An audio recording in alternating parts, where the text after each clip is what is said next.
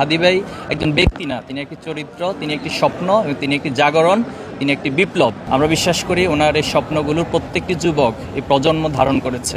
আজকে আমরা খুবই ব্যথিত, আমাদের সবাই হৃদয়গুলো খুবই ব্যথিত।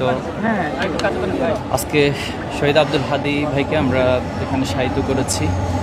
তো আমরা সর্বপ্রথম আল্লাহর কাছে দোয়া করছি, আল্লাহ তাআলা আমাদের ভাইকে শাহাদাতের সর্বোচ্চ মর্যাদা দান করুক এবং জান্নাতের মেহমান হিসেবে আল্লাহ তাআলা কবুল করুক।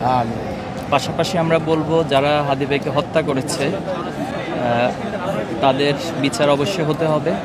বিশেষ করে আপনারা জানেন যে হত্যাকাণ্ডের পর আজকে অনেক দিন পার হয়ে গিয়েছে, কিন্তু দুঃখজনক হলেও সত্য যে এখনো পর্যন্ত উল্লেখযোগ্য কাউকে গ্রেপ্তার করতে পারেনি এবং তারা ভারতে পালিয়ে যাওয়ার একটা নাটকীয়তা আমরা লক্ষ্য করছি। বিভিন্নজন বিভিন্ন বয়ান হাজির করছে, কিন্তু প্রশাসনের পক্ষ থেকে এখন স্পষ্ট কোনো মেসেজ দেওয়া হয়নি। এটা আমাদের জন্য দুঃখজনক। বাংলাদেশের মতো একটি স্বাধীন সার্বভৌম রাষ্ট্রে একজন হত্যাকারী দিবালোকের মতো বাংলাদেশের রাজধানীতে এভাবে গুলি করে তিনি পালিয়ে যাচ্ছেন, ওনাকে এখন পর্যন্ত গ্রেপ্তার করতে পারেনি। তো আমরা জোর দাবি জানাচ্ছি এবং পরিবারও এটি জোরভাবে দাবি জানাচ্ছে, সারা দেশের মানুষ এই দাবি জানিয়েছে যে হত্যাকারীদেরকে চিহ্নিত করে দ্রুত গ্রেপ্তার করা এবং দৃষ্টান্তমূলক শাস্তির আওতায় নিয়ে আসা।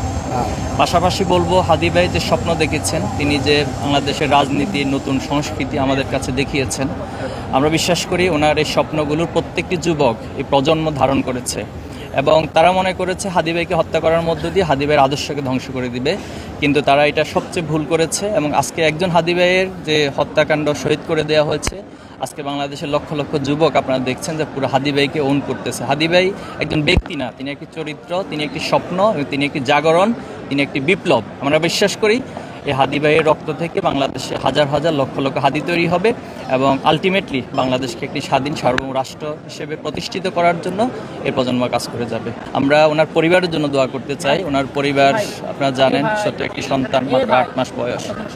আমরা তাদের জন্য দোয়া করি, আল্লাহ তাআলা তাদেরকে সবরে জামিল দান করুক। ওনার বাবা মা থেকে শুরু করে পরিবারের প্রত্যেক সদস্যকে আল্লাহ যেন ধৈর্য ধরার তৌফিক দান করে। আমিন।